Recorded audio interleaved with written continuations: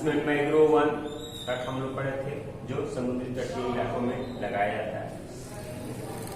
इसका अगला टॉपिक है प्रशासकीय दृष्टि से उसको कितने भागों में रखा गया है। प्रशासकीय दृष्टि से यानी प्रशासन की दृष्टि से, सरकार के अधिकार की दृष्टि से सरकार ने उसे कितने भागों में बांटा गया है। तो पहला है आरक्षित वन।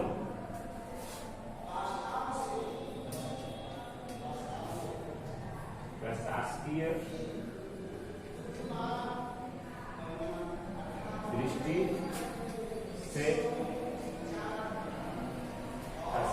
से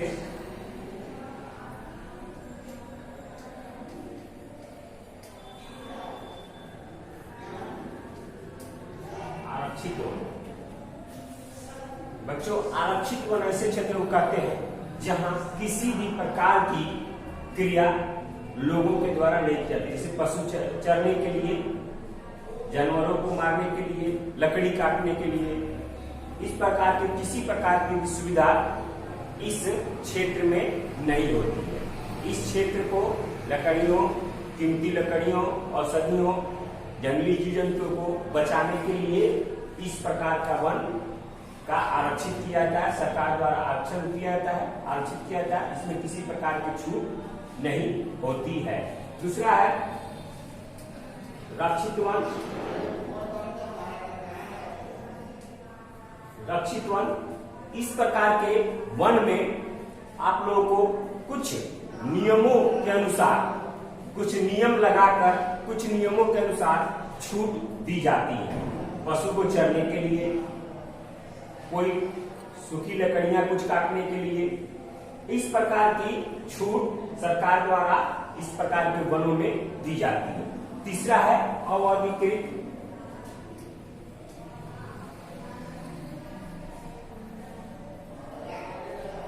अवर्गीकृत वन, इस प्रकार के वन जो होते हैं वो मालिकाना, स्वामित्व के आधार पर होते हैं, मालिक के आधार पर होते हैं। उसमें सभी प्रकार की छूट रहती है, वो अपना उपयोग कर सकते हैं। लेकिन सरकार को अगर लगे कि इसमें कुछ प्रजातियां पौधों की या जानवरों की विलुप्त हो रही है, तो उस तरह की स्थिति में उसके मालिक के अधिकार को सरकार सीमित कर सकती है, छोटा कर सकती है। उस तरह के वनों को इस प्रकार के वनों में रखा गया, अवर्गीकृत वनों में। ये हो गया आपको प्रशासकीय दृष्टि से। अगला वनों का महत्व। वनों का महत्व हमारे प्रशासकीय दृष्टि से काफी अच्छा है। अब अगला टॉपिक है आप लोगों को वन संपदा, वन्य जीवों का ह्रास और संरक्षण। बच्चों, वन का ह्रास, वन की कमी अंग्रेजों के काल से ही शुरू हो गई। अंग्रेजों ने तरह तरह के रेलवे के विकास के लिए, सड़कों के विकास के लिए, अन्य तरह के लूटने के लिए हमारे वनों को नुकसान पहुंचाया था, और वनों का उसके बाद नुकसान होता ही चला गया। नदी घाटी परियोजना के कारण बहुत सारे वनों को काटा गया। उसके बाद स्मगलिंग के लिए वनों की कीमती लकड़ियों को काटने का, बेचने का दूसरे देशों में, दूसरे राज्यों में था। हम जानते हैं वीरप्पन जो चंदन की लकड़ियों का तस्करी करता था, बेचता था। उसके बाद वन्य जीवों के हाथी के दांत, बाघ के खाल या अन्य प्रकार की ऐसी ऐसी प्रजातियां जो थी जीव जंतुओं की, जानवरों की, पशु पक्षियों की, वो होता था, जिसमें हमारे यहाँ वन की कमी होती चली गई। लेकिन बाद में 1983 के आसपास, 1987 के आसपास इसमें भारत सरकार ने इस तरफ ध्यान दिया और वनों को आरक्षण प्रदान करना शुरू किया। तब जाकर वनों का जो प्रतिशत है, वनों का जो क्षेत्र है, वो हमारे यहाँ फिर ठीक हुआ। लेकिन उसके ठीक बाद फिर 1995-94 के आसपास वनों की स्थिति फिर खराब हो गई। लेकिन बाद में भारत सरकार ने उसको रिजर्व घोषित करना शुरू किया। भारतीय वन संपदा और जीवों को रिजर्व करना शुरू किया, रिजर्व घोषित करना शुरू किया, यानी आरक्षित वर्ग में डालना शुरू किया। तब जाकर हमारे यहाँ जीवों और वनों के ह्रास में कमी आई।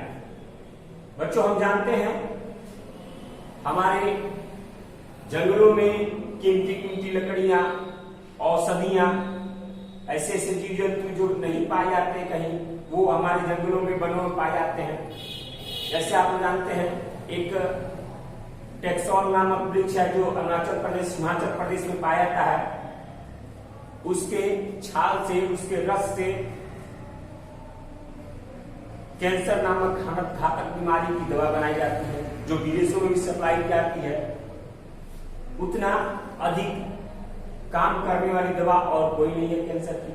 तो उसका अत्यधिक दवा निकालने के कारण वो प्रजाति आने वाले समय में विलुप्त हो सकती है। उस प्रजाति, उस पादप की कमी आई है, उस पौधे की कमी आई है। उसके बाद ऐसे पशु पक्षी हैं हमारे यहाँ जो विलुप्त होने के कगार पर हैं, विलुप्त होने के कगार पर हैं। बहुत सारे वनस्पति जो हमारे औषधि के लिए बहुत ही उपयोगी है, वो धीरे धीरे धीरे धीरे अत्यधिक दोहन से, लोगों द्वारा अत्यधिक कटाव से, अत्यधिक तस्करी से वो धीरे धीरे विलुप्त होने के कगार पे आ गए हैं।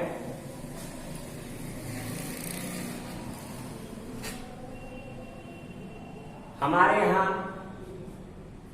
बहुत सारे ऐसे जीव हैं जो विलुप्त होने के कगार पर, जैसे आप लोग बारहसिंगा, घड़ियाल, चीता, कृष्णा सार, चीतल, बटोर, बटेर जिसको बोला जाता था, पक्षी बटेर में हम लोग देखते थे पहले, गिद्ध, ये सारे ऐसे जीव हैं जो हमारे यहाँ विलुप्त होने के कगार पे। क्यों? क्योंकि जंगलों को काटा जा रहा है, उनके रहने वाले आवास को, उनको रहने वाले स्थान को अनुपयोगी बना दिया गया है, उनके अनुकूल नहीं है, वो धीरे धीरे धीरे धीरे विलुप्त के कगार पर पहुंच गए हैं। तो ये हमारे लिए, हमारे पर्यावरण संतुलन के लिए ये ठीक नहीं है। लोग आवासों के लिए जंगलों को काट रहे हैं, आर्थिक लाभ के लिए, कमाने के लिए लोग वृक्षों का, तरह तरह के औषधियों का तस्करी करते हैं, बेचते हैं, जिसके कारण हमारे यहाँ वन संपदा में बहुत ही ह्रास हुई है। इसमें आप लोगों को एक शब्द है रेड डाटा पुस्तक, रेड डाटा पुस्तक, red data book, red data book. Red यानी लाल, लाल किसका?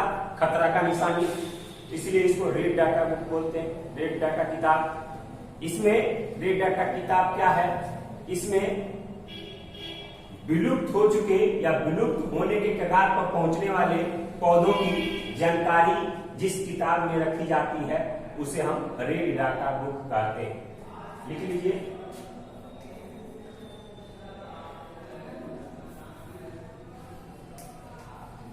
वैसे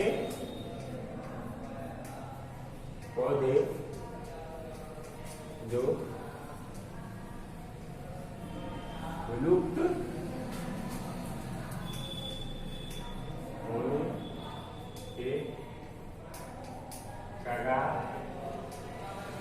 पर हैं, कगार पर हैं, उन्हें लिखिए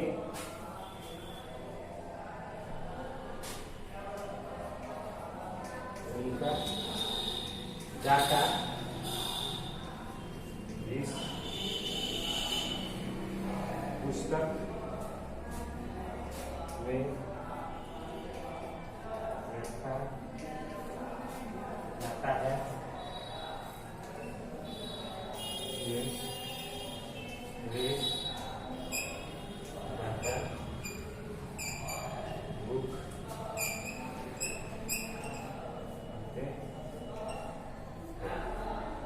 आइए समझे। वैसे पौधे जो विलुप्त होने के कगार पर है उनका डाटा जिस पुस्तक में रखा जाता है उन्हें रेड डाटा पुस्तक कहा जाता है। बच्चों, बहुत सारे ऐसे जीव हैं जिनको हम देखते थे और आज नहीं देख रहे हैं, जैसे बटेर, हमारे यहाँ पक्षी बटेर उड़ कर आया करती थी, गिद्ध आप लोग देख रहे हैं, नहीं देख पा रहे हैं, और भी बहुत सारे ऐसे पशु पक्षी हैं जो हमारे तरफ नहीं देख रहा है। जंगलों में तो उनका, वनों में तो उनका बसेरा था, लेकिन धीरे धीरे लोगों द्वारा अपने शोषण करने के कारण या अपने स्वार्थ के लिए उनका अत्यधिक दोहन करने के कारण वो विलुप्त होने के कगार पर पहुंच गए हैं। तो इस तरह हमारे पौधों पर और जीव जातियों पर संकट उत्पन्न हो गया। इसमें स्थानीय जो जातियां होती है वो लोग उसका शिकार खाने के लिए भोजन के रूप में करते हैं, जिसके कारण उनका दोहन हो रहा है और उनका समाप्ति के कगार पर, वो विलुप्त होने के कगार पर पहुंचे। इसमें अब है आपको राष्ट्रीय उद्यान। राष्ट्रीय उद्यान किसे कहते हैं? आप लोग का टॉपिक है राष्ट्रीय उद्यान, किताब में पढ़िएगा आप लोग। राष्ट्रीय उद्यान वैसे क्षेत्र को जो सरकार द्वारा आरक्षित किया जाता है कि उस क्षेत्र में विलुप्त होने वाले या जानवरों को जो विलुप्त होने के कगार पर है, उनके रहने के आवास को सुरक्षित बनाया जाए, उनके प्रजनन को सुरक्षित बनाया जाए, ताकि उनकी संख्या में वृद्धि हो सके, उनका विकास हो सके। उसके बाद है विहार क्षेत्र या अभयारण्य क्षेत्र। विहार क्षेत्र या अभयारण्य क्षेत्र वैसे क्षेत्र जो एक ऐसा सुरक्षित क्षेत्र होता है जहां वन्य जीव सुरक्षित ढंग से रहते हैं, उनके आवास को सुरक्षित ढंग से रखा जाता है, जैसे चिड़ियों का घोंसला और भी जानवरों के लिए। उसमें कृषि और उत्पाद को एकत्र करने, कृषि के लिए उत्पाद को एकत्र करने, मछली पकड़ने के लिए कुछ छूट दी जाती है अभयारण्य में, लेकिन वो क्षेत्र भी सुरक्षित होता है, सुरक्षित किया जाता है वैसे पशु पक्षियों के जो अपना विकास कर सके, जो अपना प्रजनन कर सके। उसके बाद है जैवमंडल। जैवमंडल जैव विविधता के आधार पर, यानी जीवों में विविधता के आधार पर, जीवों में विविधता, जैसे जीवों में विविधता क्या, कहीं कहीं सिर्फ आप लोग देखते हैं कौओं का विविधता है, जहाँ कौवे पाए जाएंगे, कहीं कहीं जाइएगा आप लोग कबूतर पाए जाएंगे, कहीं कहीं गौरैया पाए जाएंगे, कहीं कहीं कोयल पाए जाएंगे। ऐसे ऐसे जीवों में विविधता होती है, तो जीवों की विविधता को हम जैव विविधता कहते हैं। तो जैव विविधता के संरक्षण के कार्यक्रम चलाए जाते हैं, जिसमें जीवों की विविधता बनी रहे, जीवों की विविधता का विकास हो सके, उसे हम जैव मंडल कहते हैं। इसके लिए अनुवांशिक तौर पर भारत सरकार द्वारा कार्यक्रम चलाए जाते हैं, जिनसे इस जैव विविधता को सुरक्षित बनाया जा सके। अगला, आप लोग को अभयारण्य समझ गए। अब प्रजनन दर या प्रजनन केंद्र, भारत में भारत सरकार ने कई ऐसे जीवों को कृत्रिम प्रजनन क्षेत्र बनाया गया है, जिनके ऐसी पशु पक्षियां जिनका प्रजनन दर कम हो गया है, किसी कारण, जलवायु कारण, वायुमंडलीय के कारण या जंगलों के अत्यधिक कटाव के कारण उनका प्रजनन क्षेत्र विकास नहीं कर पाया है। वैसे जीवों के लिए भारत सरकार ने प्रजनन केंद्र स्थापित किया है। उनके प्रजनन के लिए जंगलों में उस तरह का विकास किया गया है, जिससे उनका प्रजनन हो सके और उनकी प्रजातियां विकसित हो सके और आने वाले भविष्य में उनकी प्रजातियां हो, जिससे जैव विविधता बनी रहे। दूसरा, शिकार पर रोक। आप लोगों ने सुना होगा, पहले जमाने में राजा महाराजा अपने शिकार खेलने जाते थे जंगलों में, जानवरों को मारते थे। आज भी जंगलों में शिकार होता है तस्करी के लिए, लोगों को हाथी दांत बेचने के लिए, बाघों का छाल बेचने के लिए, हिरण का सींग बेचने के लिए, तो इस चंदन का लकड़ी बेचने के लिए, महंगी महंगी लकड़ियां जंगल से काट के बेचने के लिए। तो इस तरह के शिकार पर रोक लगा दी गई है भारत सरकार द्वारा, यानी किसी भी जीव को मारने के लिए सजा का प्रावधान है, उसके लिए सजा दी जा सकती है। जैसा आपने सुना होगा, सलमान खान ने काले हिरण का शिकार किया था तो उनको सजा मिली। इस तरह सजा पर रोक लगा दी गई है। उसके बाद है जैव अपहरण की समस्या। यानी जीवों को अपहरण करने की समस्या। बहुत सारे ऐसे लोग हैं, आदिवासी जातियां हैं, जो विदेशों से आए पशु पक्षियां कभी कभी किसी मौसम में दूसरे अन्य देशों से उड़कर चली आती हैं, या अपने देश की जो पक्षियां हैं उसको खाने के लिए भोजन के रूप में उनका शिकार करते हैं, उनको खाते हैं, या तस्करी करने के लिए अन्य राज्यों में अन्य देशों में बेचने के लिए तस्करी के लिए उनका शिकार किया जाता है। वैसे समस्या को जैव अपहरण समस्या कहते हैं। ये प्राणियों के लिए बहुत ही गंभीर बात है। तो वैसे वैसे जीवों पर जैव अपहरण पर सरकार द्वारा प्रतिबंध लगाया गया है। उसके लिए आपको अगर किसी पौधों में अपहरण हुआ है, पौधों का ज्यादा कटाव हुआ है, तो उसको पौधों को लगाने के लिए कार्यक्रम चलाए जा रहे हैं, या उस तरह की जीवों के लिए विकास के लिए कार्यक्रम चलाए जा रहे हैं। उस तरह का स्थिति वातावरण बनाया जा रहा है ताकि उस जीवों का विकास हो सके। अगला है हॉट स्पॉट। हॉट स्पॉट किसे कहते हैं? विशेष प्रकार के जीव जंतु, विशेष प्रकार के जीव जंतु जहां पाए जाते हैं, जो बहुत ही विलुप्त हो चुके हैं, कुछ उनकी प्रजातियां बची हुई हैं, वो विलुप्त होने के कगार पर है, लेकिन उनकी कुछ प्रजातियां बची हुई हैं, उसको हम हॉट स्पॉट जोन में बांट दिया गया है ताकि उनका देखरेख, उनका विकास, उनको सुरक्षित किया जा सके। उसी को हम हॉट स्पॉट कहते हैं। अगला है बाघ परियोजना। बाघ परियोजना, टाइगर रिजर्व। हमारे देश में बाघों की संख्या बहुत थी, लेकिन अत्यधिक शिकार के कारण बाघों का छाल तस्करी के कारण बाघों की शिकार किया जाने लगा, बाघों का शिकार किया जाने लगा।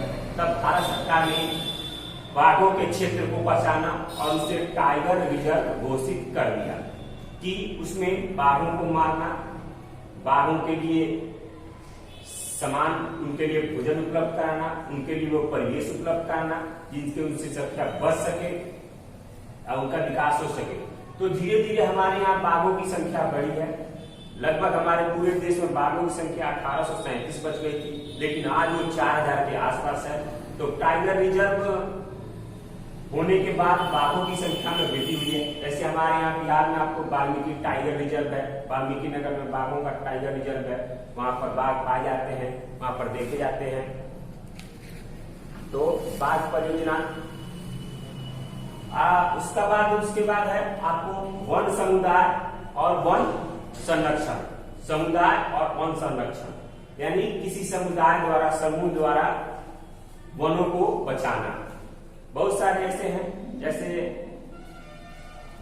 आदिवासी जातियां थी, उनको लगा कि नहीं, पेड़ कटने से हमको नुकसान है, पेड़ कटने से हमारे पर्यावरण संतुलन को आघात पहुंचा है, तो उन्होंने उसको बचाने का भरपूर कोशिश किया था।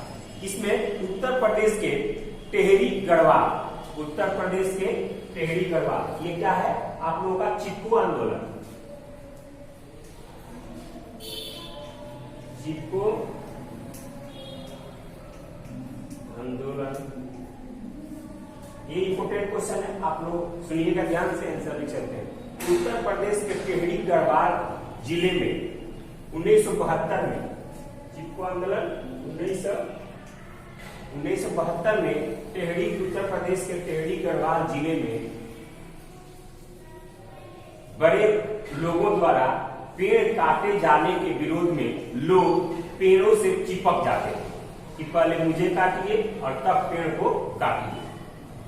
उसी को हम चिपको आंदोलन कहते हैं। 1972 ईस्वी में उत्तर प्रदेश के टेहरी गढ़वाल जिले में लोगों ने पेड़ों से चिपक कर पेड़ों को, वनों को बचाने का प्रयास किया, जो कि सफल रहा। और बाद में इसको लोगों ने पहचाना और स्वीकारा और ये आंदोलन सफल रहा। उसी को हम चिपको आंदोलन कहते हैं, जिसमें पेड़ से लोग चिपक जाते थे कि पहले मुझको काटिए, उसके बाद आप पेड़ को काटिएगा।